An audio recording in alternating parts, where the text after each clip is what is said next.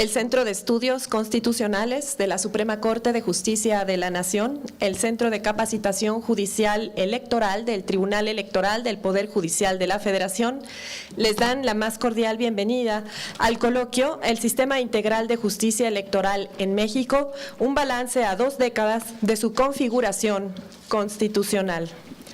Agradecemos y saludamos a quienes encabezan con su distinguida presencia este coloquio. Saludamos respetuosamente al ministro de la Suprema Corte de Justicia de la Nación, José Fernando Franco González Salas.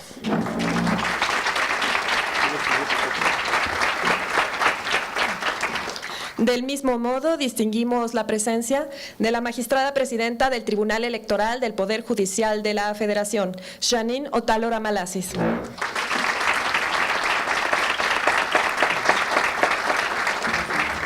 Con agrado saludamos al director del Centro de Estudios Constitucionales de la Suprema Corte de Justicia de la Nación, doctor Roberto Lara Chagoyán.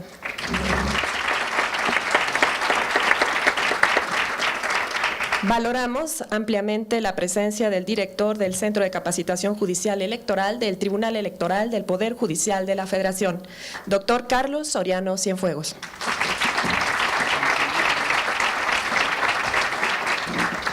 Agradecemos a quienes siguen en vivo este coloquio a través de las diversas plataformas digitales del Poder Judicial de la Federación. Distinguida concurrencia.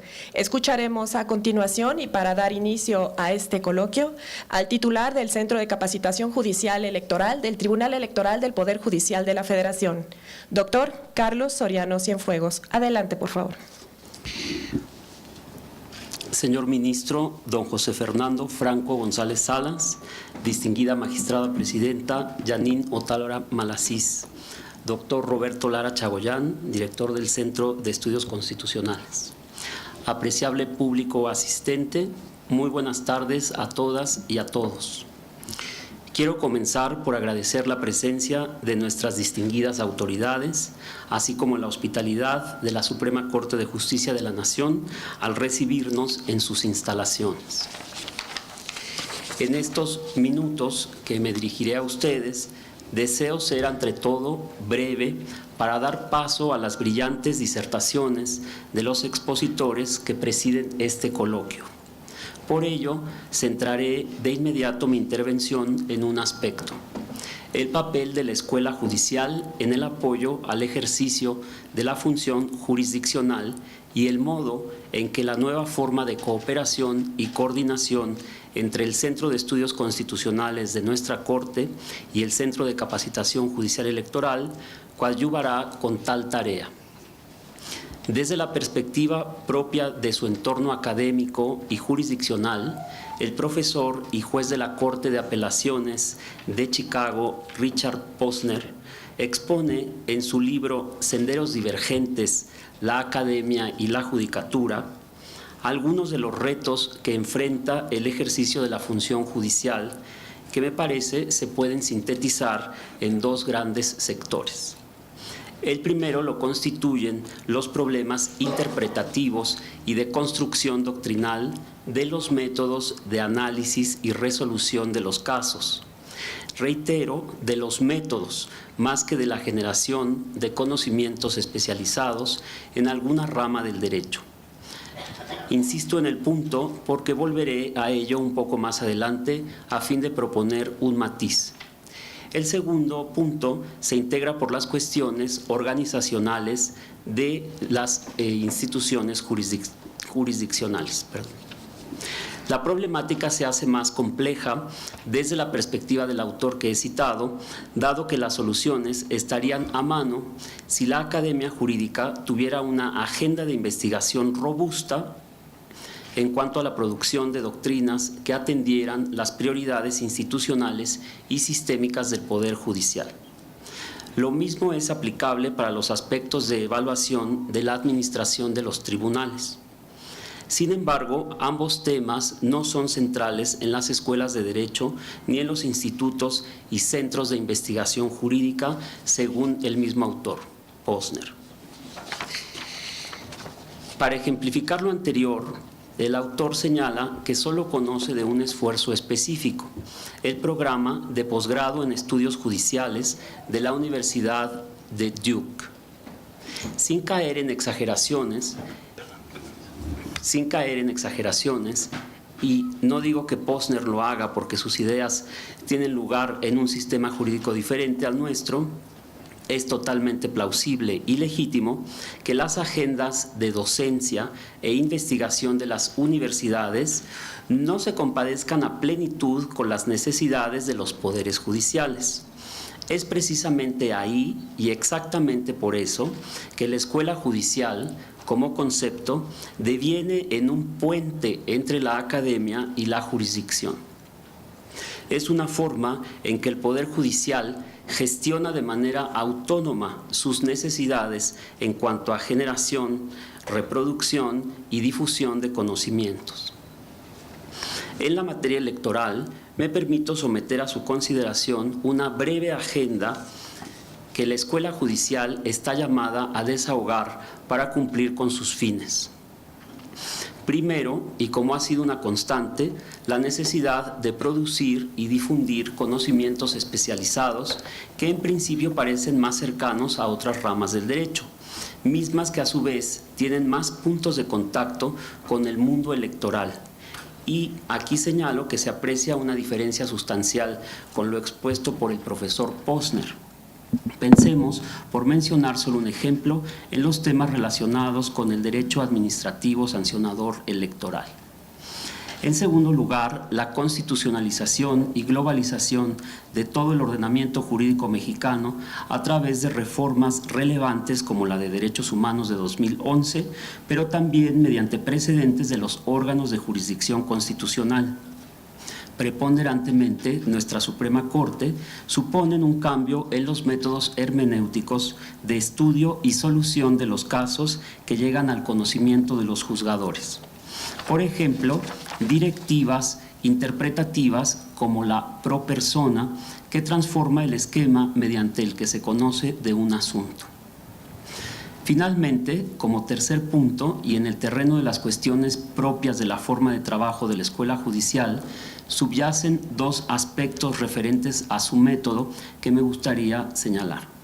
Primero, debido a la amplitud de temas que requieren de conocimientos jurídicos especializados, frecuentemente la producción de los mismos ya no puede recaer exclusivamente en los juristas, dado que estos no poseen todos los conocimientos, tanto técnicos como metodológicos necesarios para ello.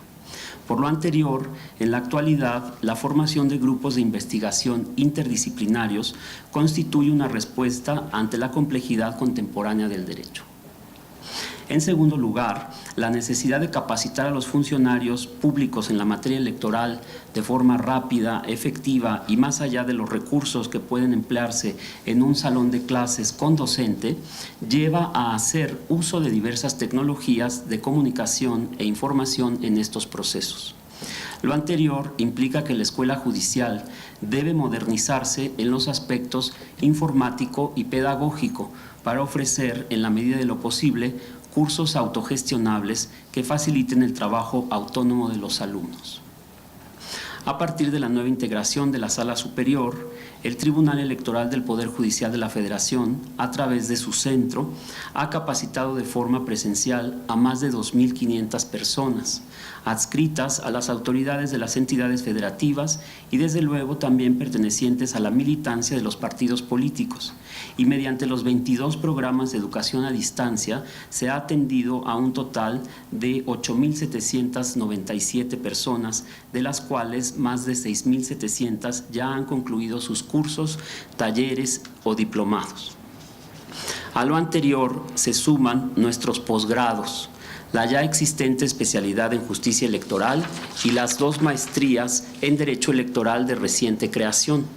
Una presencial, cuya primera generación inicia sus actividades del segundo de 3 módulos este viernes, y la virtual, cuyos aspirantes a integrar también la primera generación presentaron el respectivo examen de admisión ayer precisamente, y en este momento estamos en la etapa de diagnóstico en el centro para el diseño de un programa de doctorado.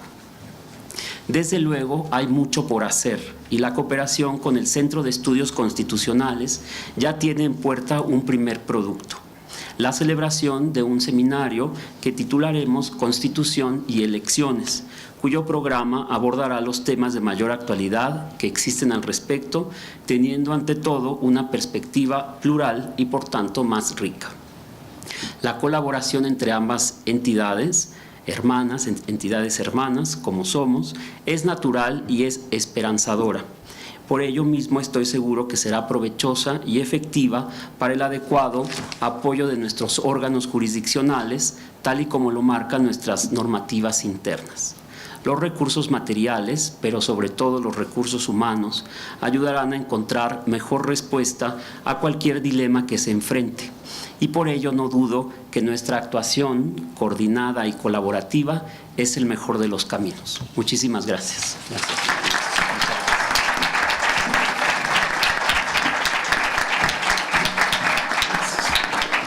Muchas gracias, doctor Soriano. Acto seguido, escucharemos al doctor Roberto Lara Chagoyán, quien es director del Centro de Estudios Constitucionales de la Suprema Corte de Justicia de la Nación. Adelante, por favor. Gracias.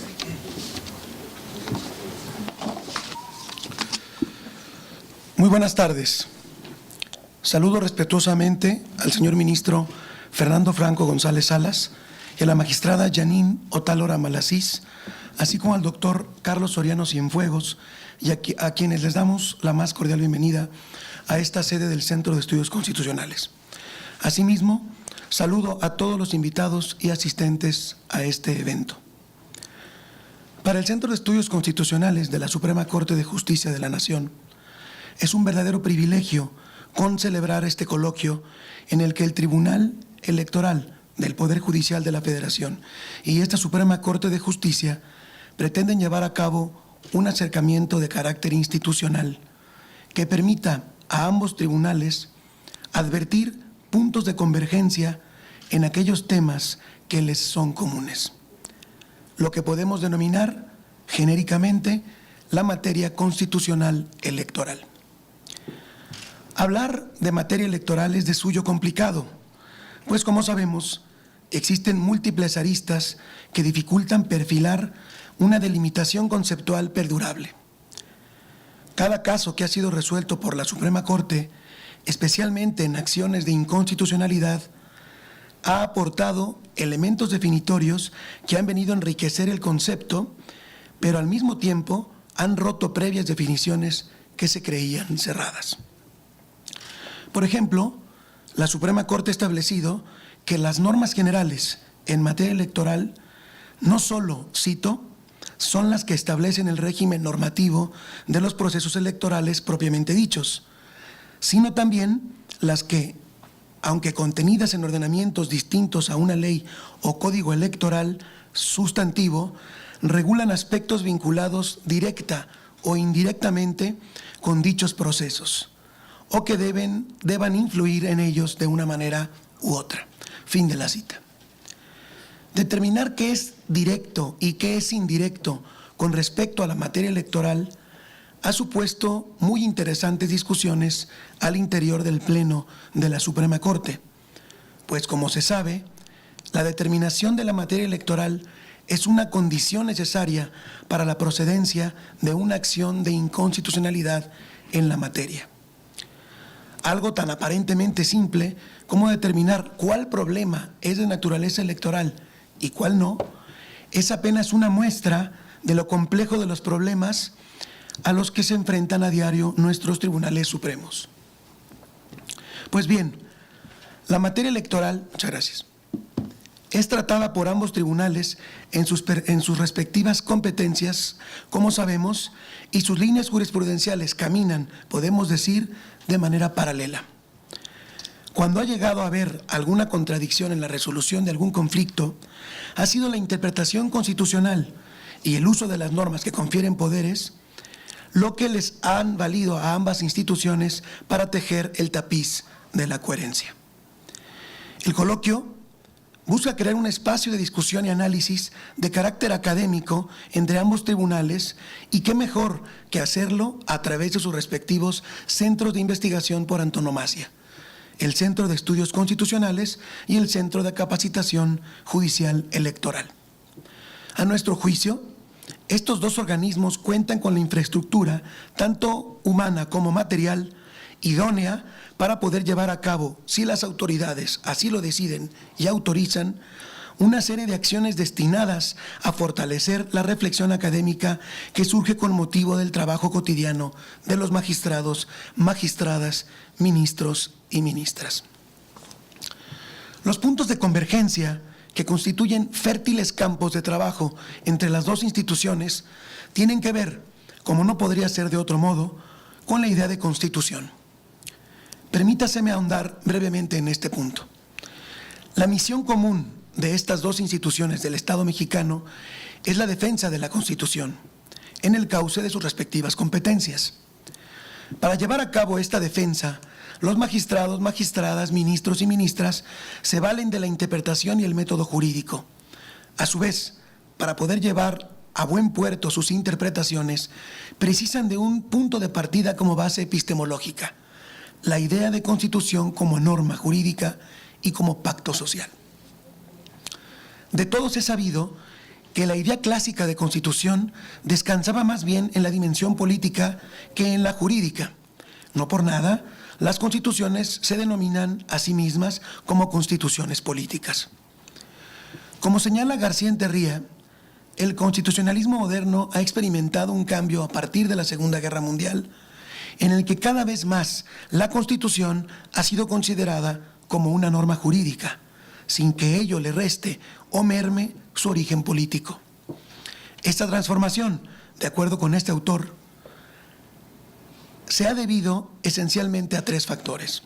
Primero, desaparición de cualquier alternativa al principio democrático puro. Segundo, la consagración definitiva del sistema de justicia constitucional con base en el modelo norteamericano reelaborado por Hans Kelsen. Y tercero, defender a ultranza el sistema democrático mismo, los derechos fundamentales y valores sustantivos frente a las leyes ordinarias, es decir, frente a las mayorías. Hoy podemos decir de la mano de Luis Fabriu que la Constitución tiene una fuerza vinculante indiscutible, lo cual significa que la Constitución ha dejado de ser un mero manifiesto político cuya concretización era tarea exclusiva del legislador y no del juez. Se habla en este tono de una era de la constitucionalización, en la que la Constitución se concibe como una norma jurídica directamente vinculante que no necesita de un desarrollo legislativo secundario para ser aplicada. El viejo modelo consideraba que determinados principios o valores constitucionales, así como los derechos sociales, no podían ser utilizados en el razonamiento judicial y por ende no podían tener consecuencias normativas de manera directa, sino que era necesario esperar a que el legislador se hiciera cargo de la regulación específica y concreta. Hoy en día, el uso de normas constitucionales como premisas normativas en el razonamiento de ambos tribunales es tan normal que prácticamente pasa inadvertido. La teoría constitucional ha dibujado diversas concepciones de constitución. Por ejemplo, Josep Aguiló agrupa en 4 pares opuestos estas concepciones que representan respectivamente el viejo y el nuevo régimen. 1. Una constitución mecánica frente a una normativa. 2. Una procedimentalista frente a una sustantiva. 3. Una política frente a una jurídica. Y 4. Una concepción de fuente de fuentes del derecho frente a una concepción como fuente directa del derecho. La jurisprudencia que han generado ambos tribunales en estas 2 décadas ha sido crecientemente orientada por el constitucionalismo moderno. De eso no cabe duda. Esta dimensión normativa, regulativa de constitución se manifiesta especialmente a la hora de resolver conflictos entre derechos fundamentales. Por parte del Tribunal Electoral, especialmente, aunque no solo, a través del juicio para la protección de los derechos político-electorales del ciudadano, el famoso JDC, mientras que por parte de la Suprema Corte, a través esencialmente, aunque no solo, del juicio de amparo.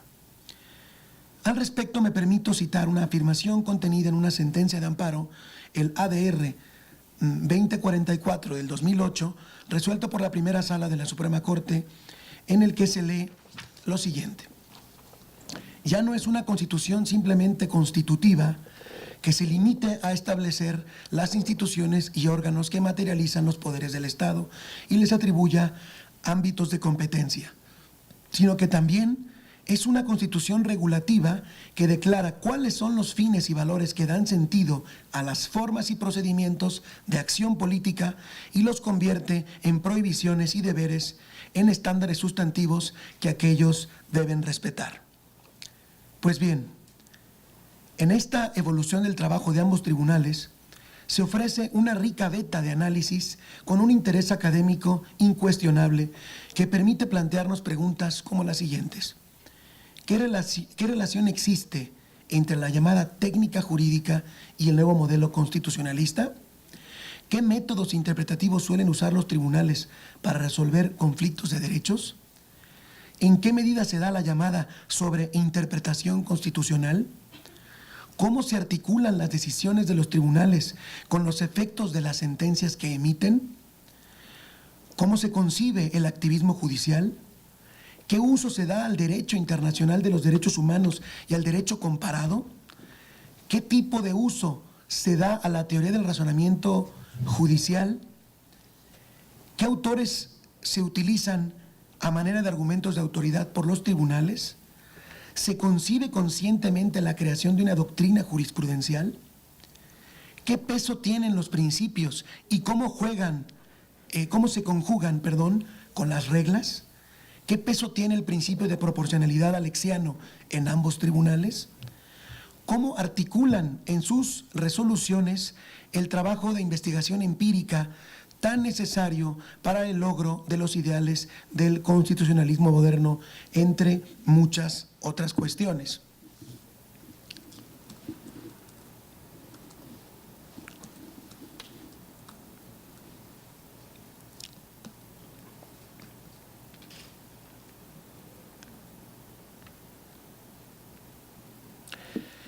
Pero no solo en materia de interpretación constitucional de los derechos humanos existen puntos de convergencia, sino que también es posible trazar líneas de investigación y estudio que tienen que ver más con la consolidación del modelo político jurídico que tiene como vértice la Constitución. Así, por ejemplo, es conveniente preguntarnos por el llamado hiperreformismo o reformismo constitucional. Las preguntas que nos vienen a cuento son: ¿cuál es el papel del poder reformador de la Constitución ante una reforma constitucional? ¿Debe llevar a cabo las reformas este poder con base en un espíritu original de la Constitución o, por el contrario, debe responder de manera exhaustiva a las demandas que la sociedad impulsa a través de sus representantes? ¿Cómo debe entenderse la rigidez constitucional en concordancia con el principio de supremacía constitucional? ¿Qué valor tiene la independencia judicial? ¿Qué valores tienen la deliberación y la participación sociales? Otro grupo de preocupaciones relacionadas con la consolidación de las instituciones democráticas del Estado mexicano podrían ser: ¿cómo ha influido en la construcción del Estado de Derecho la reforma constitucional de 1994, mediante la que se creó el Consejo de la Judicatura Federal y se consolidó a la Suprema Corte de Justicia como Tribunal Constitucional? ¿Qué papel ha jugado la reforma político-electoral de 1996, conocida como la reforma definitiva, en nuestra incipiente transición política hacia la democracia? ¿Cómo ha contribuido la jurisprudencia electoral en la evolución del modelo de financiamiento público partidario en México? Pues bien, hago votos porque el Centro de Estudios Constitucionales y el Centro de Capacitación Electoral unamos esfuerzos para establecer proyectos de investigación y llevemos a cabo acciones conjuntas que permitan la reflexión, la investigación y el análisis sobre temas como los que he mencionado. Como muestra de lo anterior, tal y como lo acaba de señalar el doctor Soriano, llevaremos a cabo un primer evento, un congreso que denominaremos La Constitución y las Elecciones, que esperamos sea el primero de muchos. Asimismo, buscaremos llevar a cabo publicaciones conjuntas e intercambio de experiencias con investigadores nacionales y extranjeros. Estoy convencido de que el intercambio de ideas el debate riguroso y el espíritu crítico son los mejores rasgos de carácter que podemos imprimir a las instituciones a las que pertenecemos y nos debemos. No cabe duda que ese espíritu de libre discusión, promovido por los propios tribunales que hoy se sientan a dialogar, demuestra un compromiso serio con la transparencia y la rendición de cuentas, acompañada de rigor académico. Así, la sociedad receptora tendrá la ocasión de conocer mejor lo que sucede al interior de sus tribunales y con ello ganará la democracia. Muchas gracias.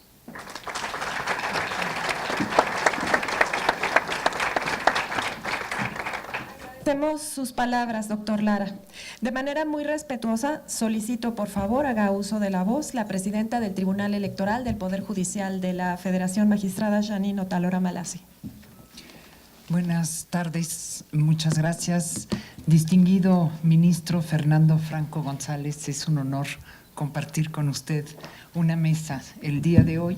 Igualmente, doctor Carlos Soriano, doctor Roberto Lara, muchas gracias también a la Suprema Corte de Justicia por abrir este espacio compartido, y a todas y todos los presentes hoy en la tarde, muchas gracias por acompañarnos. Las instituciones condicionan el desarrollo de un país, como en su momento lo señaló el premio Nobel Douglas North, diciendo: las instituciones son las reglas del juego en una sociedad, o más formalmente, son las limitaciones ideadas por el hombre que dan forma a la interacción humana. A su vez, el cambio institucional conforma el modo en que las sociedades evolucionan a lo largo del tiempo. Esta importante tesis implica que son las instituciones de un país, entendidas formalmente como sus organismos, leyes y normas formales e informales, las que permiten desarrollar o detener su evolución. De esta forma, una sociedad podrá progresar si sus instituciones promueven la cooperación entre los individuos o bien la solución pacífica de los conflictos.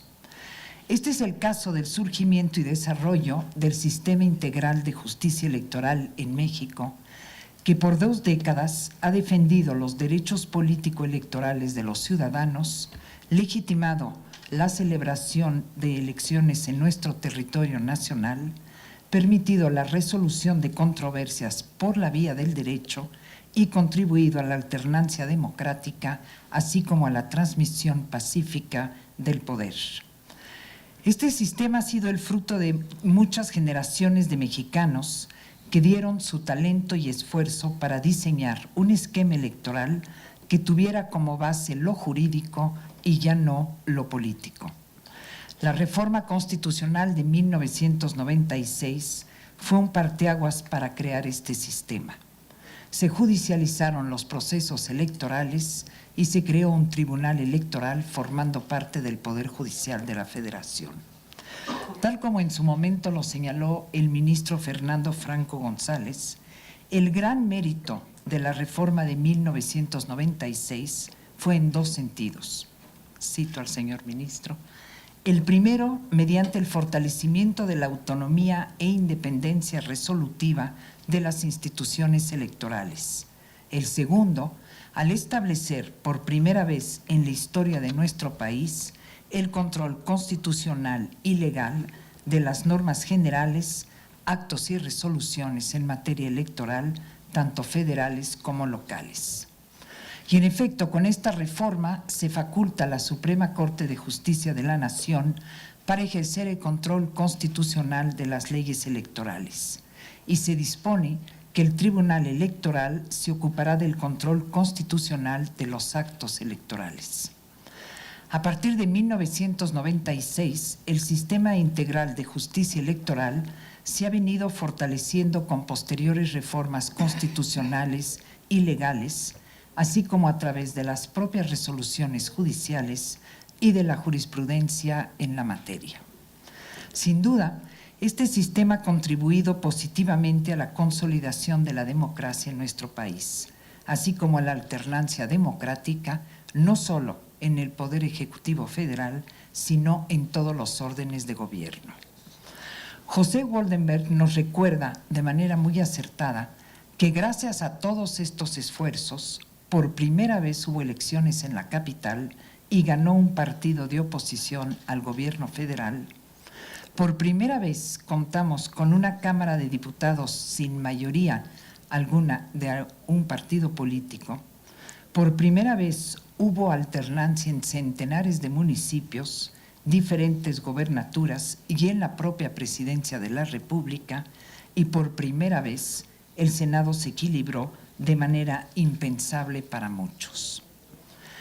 Al ver atrás en el tiempo, podemos ver el avance tanto de la democracia como del sistema integral de justicia electoral en México, incluso desde aquel año de 1987, cuando los primeros magistrados del Tribunal de lo Contencioso Electoral, dependiente entonces en parte del Poder Ejecutivo, no tenían ni siquiera un lugar para sesionar. Regresando al pensamiento de North, podemos decir que el sistema integral de justicia electoral, a través de sus instituciones, leyes y reglas, ha sido un marco fundamental para encauzar la actividad política en nuestro país y permitir la evolución democrática no solo a nivel federal, sino también a nivel local. Sin embargo, al hacer el recuento de los avances, no debemos de perder de vista el presente de nuestra nación. Hoy existen nuevos retos que están poniendo a prueba a nuestras instituciones democráticas y que debemos atender con premura y con seriedad. Se trata de adaptar nuestras instituciones a las nuevas realidades sociales para que sigan siendo la vía que facilite el desarrollo político de México. Quisiera referirme brevemente a tres de estos retos. El primero consiste en lo cerrado que resultan ser ahora los resultados de las elecciones, lo cual ha traído como resultado una desconfianza mayor, un descontento e incredulidad en un sector importante de la ciudadanía. Pareciera que de pronto hemos regresado en el tiempo, en aquellas épocas en que los actores políticos ponían en duda la credibilidad de todo el sistema electoral. Pero a diferencia de lo vivido en el pasado, hoy tenemos instituciones fuertes, mecanismos y procedimientos para atender las inconformidades y dar certezas sobre la voluntad expresada por la ciudadanía, ello exclusivamente a través del derecho. Me parece que es deber del sistema integral de justicia electoral recobrar la confianza ciudadana en la democracia y el sufragio mediante la aplicación irrestricta del derecho electoral. En efecto, recuperar la confianza de la ciudadanía es vital para nuestra democracia y el porvenir de nuestra nación, más aún cuando el año que entra se llevarán a cabo más de 3.600 elecciones, tanto a nivel federal como local, en un solo día, lo que significarán retos jamás vistos para la justicia electoral. Segundo tema. Además del número de elecciones y de su complejidad, los acelerados cambios en materia política, social, económica y tecnológica están planteando problemáticas y desafíos novedosos, para cuya resolución y superación las categorías y conceptos construidos hasta ahora por la doctrina y la jurisprudencia ya no son suficientes. Por ejemplo, las tecnologías de la información permiten hoy una mayor cercanía entre personas, instituciones y sociedades, así como poder saber lo que está sucediendo en diversos foros y regiones del mundo de manera inmediata. De acuerdo con datos del INEGI, si bien solo el 59.5% de los ciudadanos tienen Internet, lo cierto es que dentro de este porcentaje, el 90% se comunica a través de estas vías y obtiene información a través también de estos medios de comunicación. Esta situación permite difundir de manera instantánea la opinión de los ciudadanos con respecto a sus instituciones y además exigirles mayores y más prontos resultados como consecuencia del sentido de inmediatez que vive nuestra sociedad. Las redes sociales se han vuelto ahora un elemento fundamental en las campañas electorales y es un fenómeno ante el cual el juez tendrá cada vez más que pronunciarse. Pero también estas nuevas tecnologías de la información exigen cada vez más por parte de todas las instituciones públicas de una mayor transparencia para permitir que nuestro actuar sea entendido y comprendido por la ciudadanía. Otro de los tópicos novedoso totalmente en esta materia electoral y que se aplicará por primera vez es el tema de la reelección, que en algunos casos incluso carece de normatividad, por lo que será exclusivamente la interpretación jurisprudencial que podrá darle sus alcances. Tercer reto, la cuestión de cómo se resuelven las disputas electorales en los tribunales competentes adquiere hoy tanta importancia para la ciudadanía como el fondo de los asuntos que resolvemos en los tribunales. Forma y fondo son ahora indisolubles, son dos caras de una misma moneda para los ciudadanos. Por estas razones es indispensable que las instancias de impartición de justicia electoral reforcemos los mecanismos y los canales de transparencia, participación y colaboración ciudadanas, características que son propias de la justicia abierta que reclaman nuestras sociedades democráticas. En suma, estos son algunos de los retos a los que hoy nos enfrentamos los jueces electorales y que debemos atender con responsabilidad, apertura, conciencia social y profesionalismo. Quienes somos parte de este sistema integral de justicia electoral en México, debemos trabajar para adaptar nuestras instituciones a las nuevas realidades sociales y permitir que éstas puedan ofrecer a los ciudadanos los resultados que están exigiendo. A 2 décadas de la conformación de este sistema integral de justicia electoral en nuestro país, podemos decir que se han rendido buenas cuentas y que éste se sigue fortaleciendo para llevar a cabo plenamente la función de impartición de justicia. También hay que destacar que no solo tenemos retos que enfrentar, también hay grandes oportunidades que tenemos que aprovechar. Por ejemplo, a partir del año de 2011, la Constitución nos mandata promover los derechos humanos. El artículo 1 establece las obligaciones de todas las autoridades en el ámbito de sus competencias en esta materia. Y entre estas obligaciones están las de promover, respetar, proteger y garantizar los derechos humanos, entre los que están los derechos político-electorales. Y esta oportunidad la tiene que asumir el juez electoral con convicción y un amplio sentido del deber, lo que estamos haciendo desde el Tribunal Electoral, desde las salas regionales como desde la sala superior. Por eso hemos desarrollado importantes instrumentos destinados a impulsar esos derechos, como la Defensoría Pública Electoral para pueblos y comunidades indígenas, el protocolo para atender la violencia política contra las mujeres y la plataforma digital Política y Políticas Públicas con Perspectiva de Género. Queremos contribuir al cambio social y ayudar a forjar una cultura de la legalidad democrática en pleno respeto de nuestro marco constitucional, para que los ciudadanos sepan cómo actuar y acudir a las instituciones cuando se vulneren sus derechos políticos. En el tribunal tenemos un compromiso profundo con la democracia y lo seguiremos demostrando a través de nuestras sentencias. Quiero hacer un reconocimiento aquí al doctor Carlos Soriano y al doctor Roberto Lara por la organización de estos coloquios que finalmente son lo que permiten el acercamiento de 2 órganos fundamentales en nuestra justicia que preservan el orden constitucional. Muchas gracias.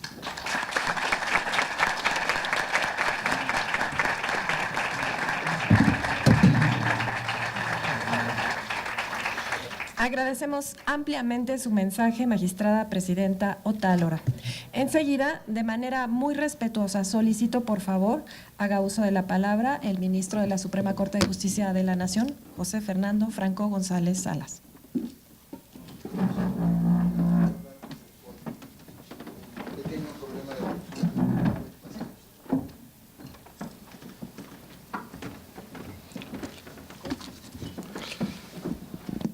Muy buenas tardes a todos.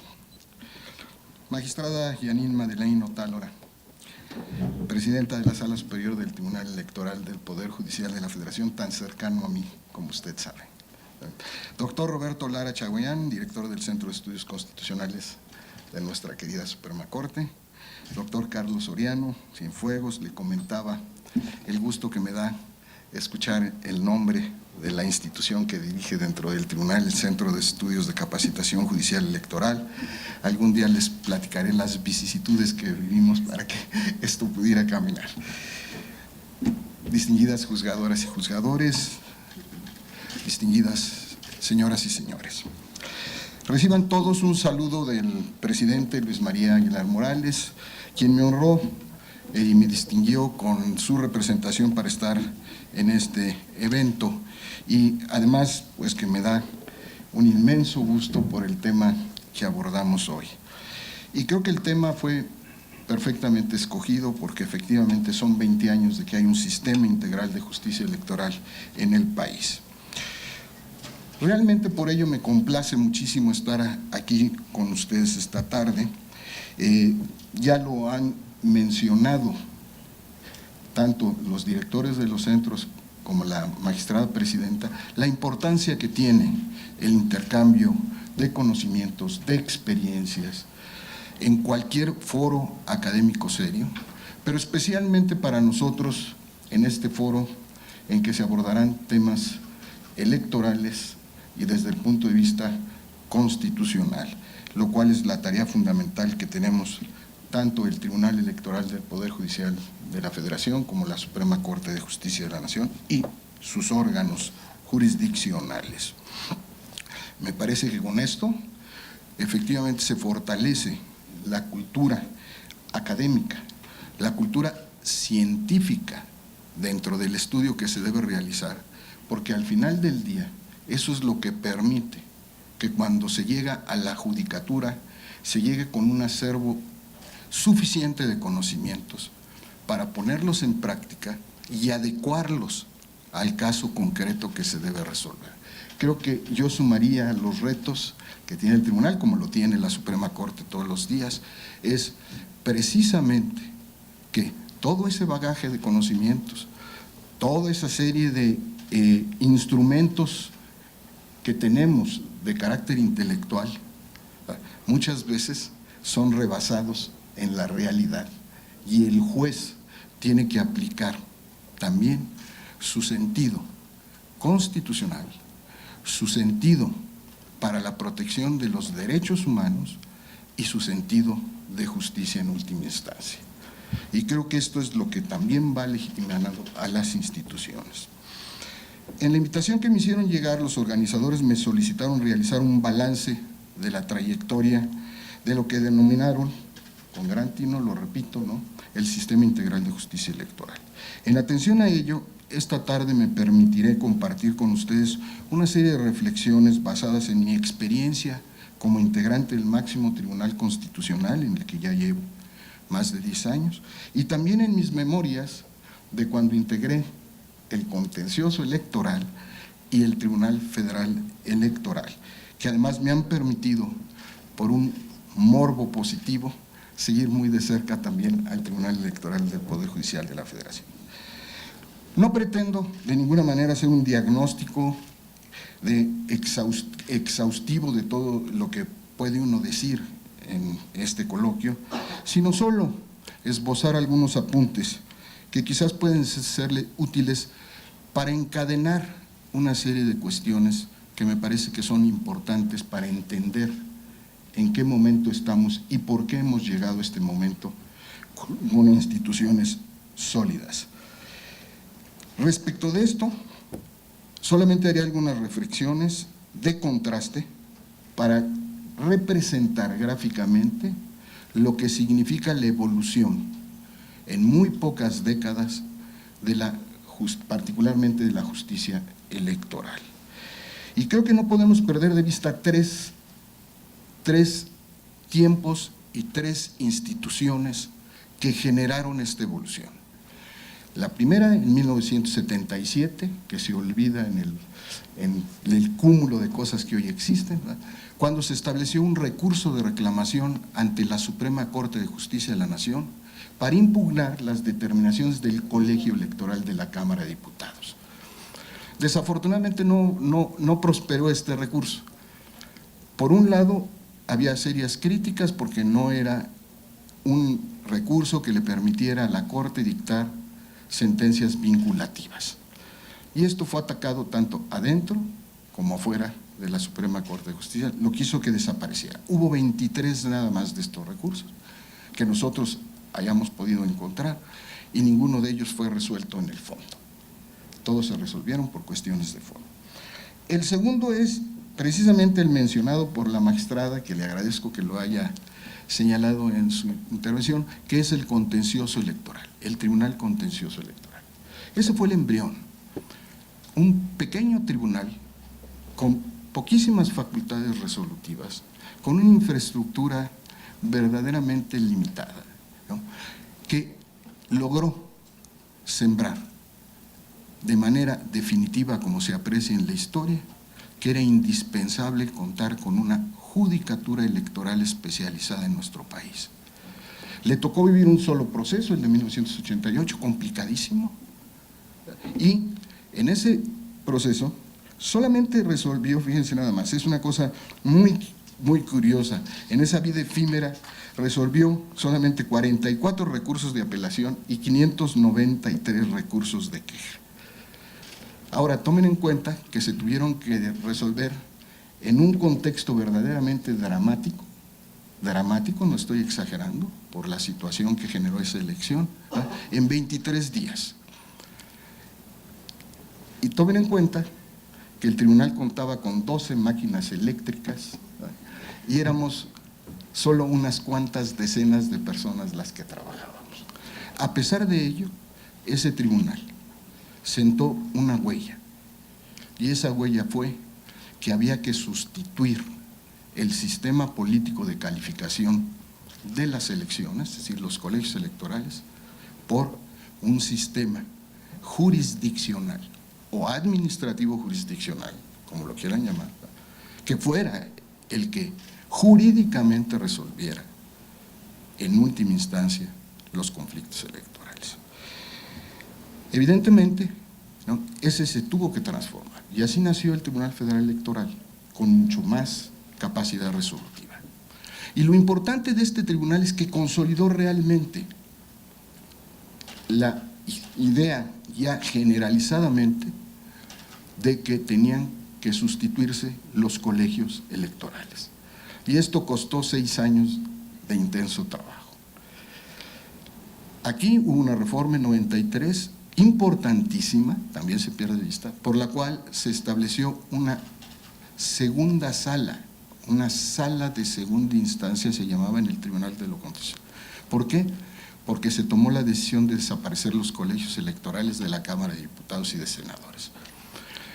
Y si ustedes leen los periódicos de entonces, anunciaban la debacle, la crisis política mexicana, porque no iba a haber colegios electorales. Y ese tribunal por primera vez invalidó 2 elecciones de diputados jurisdiccionalmente. Fue un triunfo cuando se ordenó por primera vez abrir paquetes electorales y recontar votos contra la opinión generalizada del sector político. Este tribunal obviamente permitió con esas reformas lograr que se trascendiera al paso más importante, que fue en 96, en donde realmente inicia la justicia integral electoral. ¿Por qué? Porque se logró conjugar 2 aspectos: la justicia constitucional con la legal de manera integral.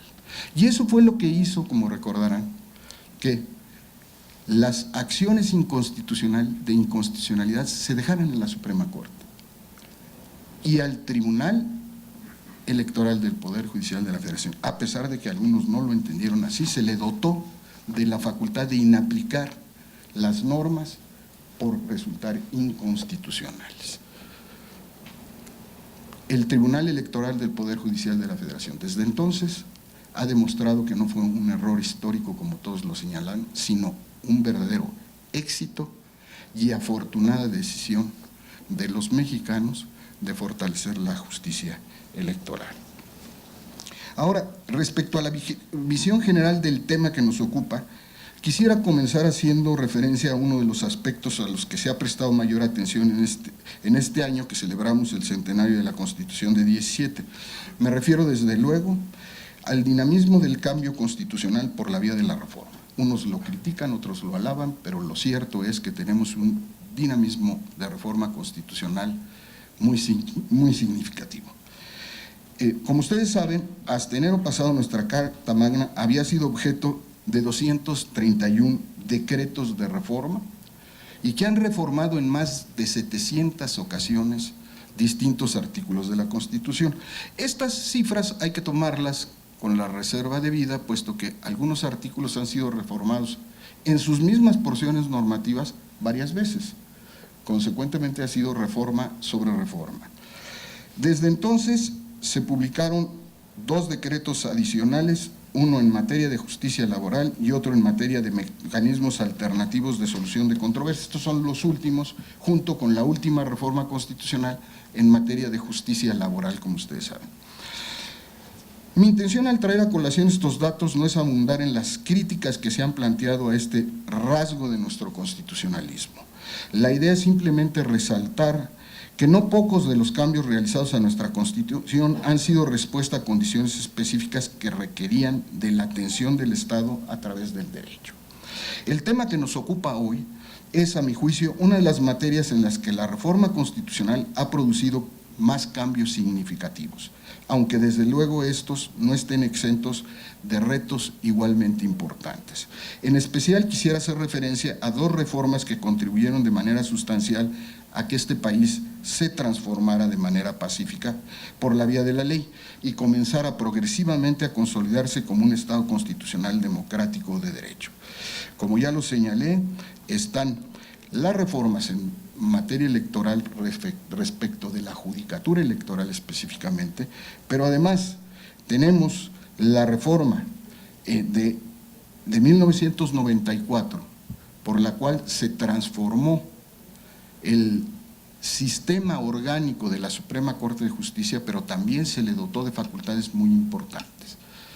Todos ustedes lo conocen, se amplió en gran medida el espectro de acceso a la controversia constitucional y se creó la acción de inconstitucionalidad, ¿verdad? Pero originalmente, fíjense ustedes, porque no había el deseo de tener este tipo de conflictos, ¿verdad?, se excepcionó la materia electoral. Esta parte, me refiero en 1990, ¿por qué? Porque no habían las condiciones dentro del propio Poder Judicial y en el país para que se hiciera. Y fue en 96 cuando ya se da el paso y se abre todo esto. Consecuentemente, el sistema se integró y a mí me parece que de manera brillante, porque combinó 2 aspectos que hasta ese momento, me refiero hasta 1996, habían caminado de manera separada.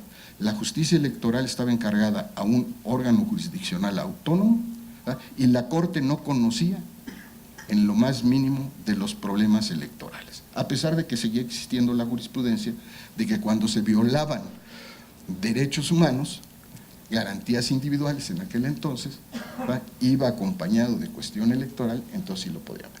Y si ustedes lo ven, la facultad que tenía también de investigar el voto público se utilizó muy pocas veces y siempre con un sentido marcadamente político.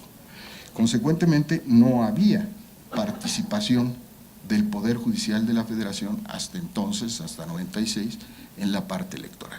Pero con esta reforma, ¿qué se logró? Primero, que el Tribunal Electoral se incorporara al Poder Judicial de la Federación. Esto lo he dicho en muchas ocasiones y es muy importante.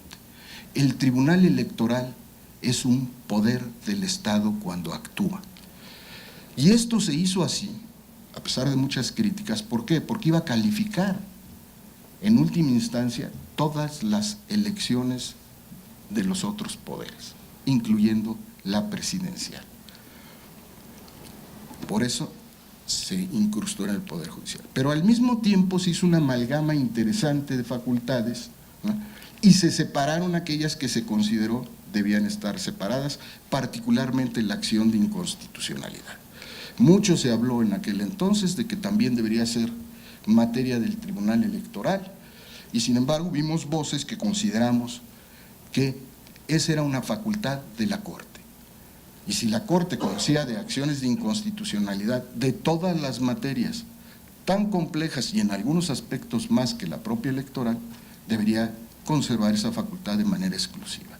Y así se logró, junto con otros 3 medios de impugnación fundamentales, el de revisión constitucional, que permite hoy en día poder revisar desde el punto de vista constitucional y un poco legal también, porque por ahí se cuela lo legal, toda la normatividad, sea federal o local del país.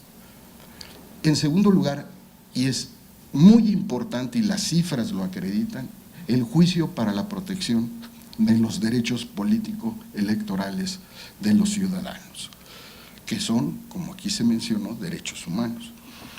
Y en tercer lugar, y no menos importante, el mecanismo para resolver todo el conflicto de la elección presidencial y ser los calificadores de la propia elección. Y esto también fue una decisión complicada, porque el tribunal iba a hacer lo que en las otras elecciones de diputados y senadores en principio hacía el IFE, hoy hace el INE. Y sin embargo había razones, porque lo que se trataba era de no caer en posibilidades de volver a politizar la elección presidencial. Y fíjense qué importante, y se estuvo de acuerdo. La mayoría de quienes participaron en las negociaciones de todas las fuerzas políticas y de todos los sectores estuvieron de acuerdo que la mejor garantía es que esto fuera jurisdiccional. Y así se hizo. Entonces, estos 3 mecanismos sin duda han dado una fortaleza muy importante a la judicatura electoral como uno de los pilares del Estado democrático de derecho al que aspiramos. Una manera de observar el funcionamiento del diseño institucional configurado por virtud de estas reformas es precisamente mediante el análisis de la acción de inconstitucionalidad, que complementa, y la magistrada, y hago un paréntesis, tocó un tema muy importante. Esta convergencia que hay ahora, por lo que les decía, por esta integralidad que tenemos, ¿no?, de puntos de vista entre el Tribunal Electoral y la Suprema Corte, que no siempre coinciden, pero que nutren al debate, si ustedes lo ven objetivamente, que a todos nos hacen reflexionar, a todos los interesados, ¿verdad?, porque hay muchos que no les interesa para nada, reflexionar en estos temas. Y cuando la Corte va a revisar un criterio del Tribunal Electoral, no porque lo esté revisando en sí mismo, sino porque va a haber un tema que ya resolvió el Tribunal Electoral, ¿no?, siempre consideramos mucho, ¿no?, al órgano especializado. A pesar de ello, en ocasiones tenemos una visión diferente de cómo se debe resolver. Esto es, en mi opinión, y no muchos lo ven así, pero un equilibrio interno que tenemos, que nos permite nutrirnos recíprocamente, ¿no?, y que permite ir tratando de construir los mejores criterios de lo que realmente se está enfrentando, como les decía, en la realidad que siempre nos rebasa. Como lo demuestran los datos del control abstracto de constitucionalidad, ¿no?, la Suprema Corte ha conocido menos de 1000 casos, ¿no?, en toda esta etapa en que ha tenido la acción de inconstitucionalidad, y 4 de cada 10 son electorales en acciones de inconstitucionalidad. Este es el peso específico que hoy tiene nuestro país, los problemas que se suscitan en la arena de lo electoral. Y evidentemente el Tribunal Electoral del Poder Judicial de la Federación ha resuelto muchísimos más casos que tienen que ver con la aplicación directa de nuestro marco jurídico electoral. Y de ahí por eso han surgido eventualmente diferencias. Libertad de expresión, género, en fin, podría ser una retahíla que no es conveniente por el tiempo que tengo asignado, de puntos que hemos, en algunos casos, ¿no?, converger en una misma posición, o en otros hemos simplemente estado en posiciones distantes. Esto lo que genera es, insisto, un ámbito en donde el problema surge e independientemente de la definición jurisdiccional que lo resuelva, provoca eventualmente inclusive reformas constitucionales para darle salida a problemas que plantean las decisiones del Tribunal Electoral, de la Suprema Corte, o que surgen precisamente de la diferencia de opiniones que pueda haber. Debe reconocerse que la integración de este vasto cuerpo normativo desafortunadamente no ha sido siempre feliz. Este es uno de los problemas que tenemos. Si ustedes se fijan, el artículo 41 ha sido modificado más de 10 veces de 1990 a la fecha, cuando ya era materia electoral. Pero eso no es lo más, digamos, trascendente o lo más notable. Lo más notable es la extensión de las reformas. Y si a eso le suman que ahora nuestros constituyentes originarios, como yo les llamo, no por originarios porque fueron los primeros que hicieron la Constitución, sino porque en realidad son los únicos constituyentes, los estados y las entidades y la Ciudad de México lo único que hacen es votar a favor o en contra de la reforma. Pero es el Congreso de la Unión el que realmente es el constituyente, ¿no?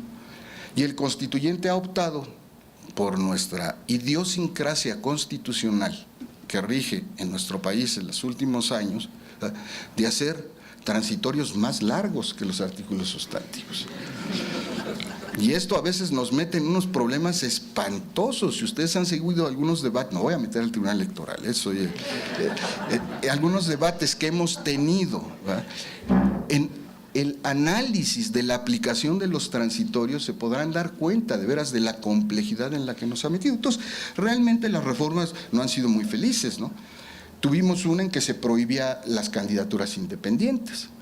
Luego decidieron, ¿verdad?, que sí podía haber candidaturas independientes, pero se les olvidó quitarla, ¿verdad?, de los estados. Entonces estábamos a la mitad del camino. Y mucho tiempo después, ¿verdad?, ya se quitó finalmente, ¿no?, esa prohibición expresa que había de que solo los partidos políticos podían postular candidatos, que venía desde 1946. ¿verdad?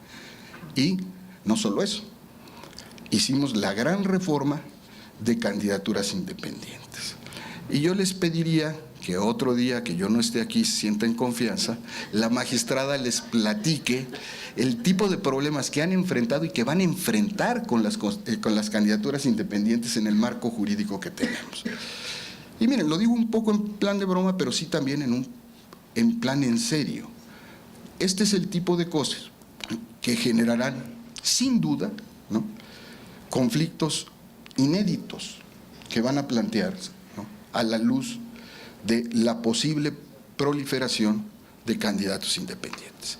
Por primera vez tendremos esta figura ondeando, ¿no?, como sombra en el proceso electoral del 18. ¿no?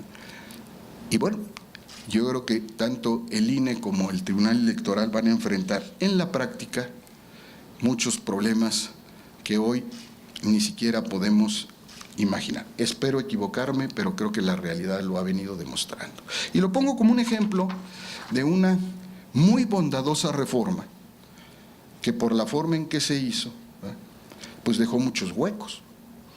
Y eso que todavía trataron de introducirle algunas cuestiones cuando reformaron el 41, porque si nos quedamos como estaba el 35, nada más con el enunciado, ¿verdad?, y sin ninguna regla, hubiera sido terrible para la organización de las elecciones con esa figura.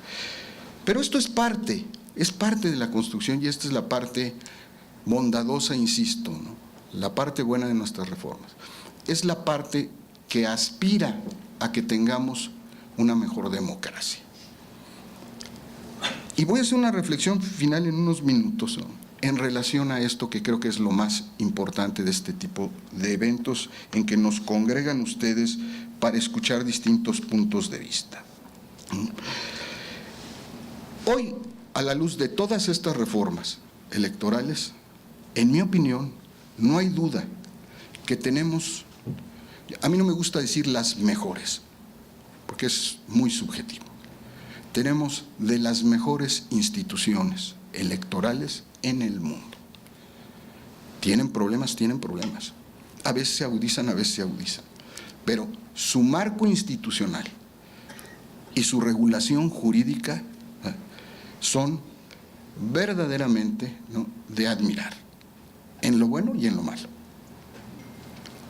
Y su conformación ha sido producto de toda esta evolución. Por eso les traje a colación algunos antecedentes importantes, porque en mi opinión hay aquí eslabones indisolubles desde 1977, me refiero, con la justicia electoral.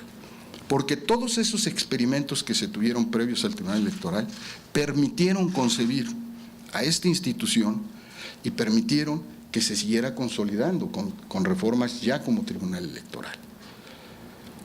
Y esto es, como bien lo destacaba la magistrada presidenta, lo que le da sustento a los países que aspiramos a ser democráticos de derecho, instituciones fuertes. A todos ustedes quiero dirigirles esta final reflexión. Cada vez que yo escucho a todos los que están en el núcleo de la operación electoral, y más cuando se trata de las gentes que manejan la justicia electoral, me convenzo de que nuestro sistema está en condiciones de enfrentar cualquier reto. Es mi convicción más absoluta, créanmelo. Okay. Hoy el derecho representa la única posibilidad que tenemos, y esa es mi opinión, de salir adelante. Lo que ansiamos todos los mexicanos es un Estado de derecho verdadero, en donde todas las instituciones funcionen bien y cumplan con las tareas que tienen encargadas. Si logramos entre todos esto, el país va a cambiar. No me voy a referir a todo, en materia electoral, en lo que le corresponde a la Suprema Corte de Justicia, en lo que le corresponde al Tribunal Electoral del Poder Judicial de la Federación y en lo que le corresponde al Instituto Nacional Electoral, está depositada, y es real, la confianza de que el país puede enfrentar, resolver satisfactoriamente las elecciones del próximo año. ¿Por qué? Porque están basadas en decisiones jurídicas, en decisiones que parten de una base de valores y principios plasmados en la Constitución, que es norma. Es mi convicción más absoluta que las instituciones son lo que sus integrantes logran aplicar del marco institucional estructural y del sistema jurídico que nos rige. Y por ello, esta parte del recurso humano se vuelve la parte más importante en la construcción del Estado democrático. Si no lo hacemos, estamos contribuyendo a deteriorar lo que es el verdadero Estado de Derecho. Si lo hacemos, estamos asegurándoles a generaciones futuras que tengan un país mucho mejor del que hoy tenemos. Quiero resaltar que esta es la enorme responsabilidad que tenemos las instituciones frente al país. No neguemos la inconformidad que hay, el desdén de muchos hacia las instituciones. Demostrémosles que están equivocados. A 20 años de la justicia integral en materia electoral, yo creo que podemos decir que hemos construido instituciones y hemos seleccionado a lo más importante, que es la materia humana, humana que piensa, humana que siente, humana que ve lo que tiene enfrente, para resolver los enormes retos que tendremos que enfrentar, no nada más el año próximo, sino a lo largo de los próximos años en este país.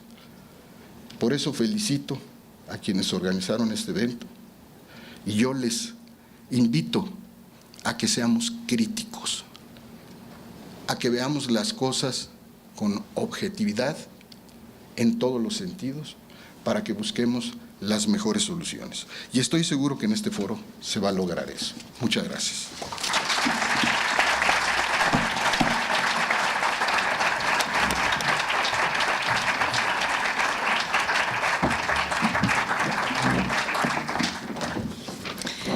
Agradecemos profundamente su mensaje, ministro Franco González. Antes de concluir este coloquio, el director del Centro de Estudios Constitucionales de la Suprema Corte de Justicia de la Nación, doctor Roberto Lara Chagoyán, hará entrega de reconocimientos por la participación en este coloquio al ministro de la Suprema Corte de Justicia de la Nación, José Fernando Franco González Salas.